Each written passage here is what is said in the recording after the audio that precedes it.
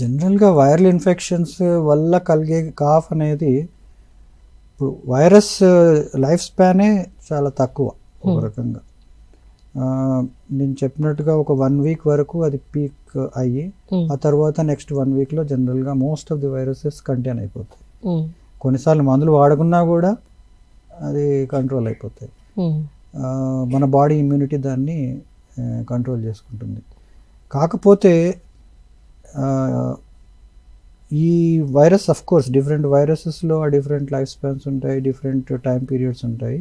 But by and large ఒక 1 వీక్లో మనకి దగ్గు అది కంట్రోల్ అవ్వట్లేదు, జ్వరం అది కంట్రోల్ అవ్వట్లేదు అంటే అది ఒకటి వైరస్ ప్రాలిఫరేట్ అవ్వడం ఒక కారణం కావచ్చు.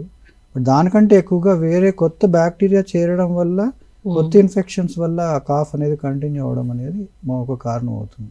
అంటే మోస్ట్ ఆఫ్ ది టైమ్స్ ఒకసారి వైరల్ ఇన్ఫెక్షన్ వచ్చిన తర్వాత బాడీ ఇమ్యూనిటీ దానితో ఫైట్ చేసి కొంచెం వీక్గా ఉన్న పరిస్థితుల్లో కొత్త బ్యాక్టీరియల్ ఇన్ఫెక్షన్స్ చేరడానికి అవకాశాలు ఎక్కువ ఉంటాయి.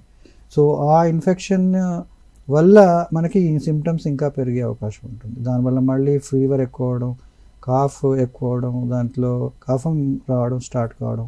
సో ఇవన్నీ సెకండరీ ఇన్ఫెక్షన్స్కి సూచనలు అని చెప్పొచ్చు.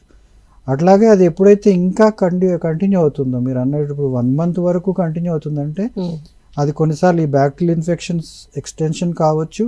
కొన్నిసార్లు వైరల్ ఇన్ఫెక్షన్ తగ్గిన తర్వాత కూడా ఎఫెక్ట్ అనేది తొందరగా పోదు.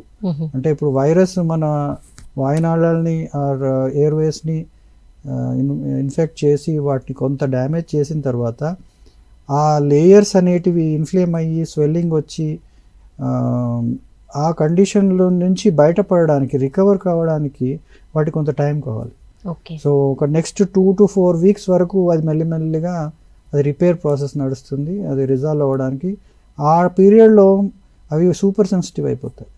సో అవి ఏమాత్రం కొంచెం దుమ్ము తగిలినా, గాలి లోపలికి వెళ్ళినా కూడా అవి ఇరిటేట్ అయిపోయి దానివల్ల దగ్గు రావచ్చు. అంటే అది పోస్ట్ వైరల్ హైపర్ రెస్పాన్సివ్నెస్.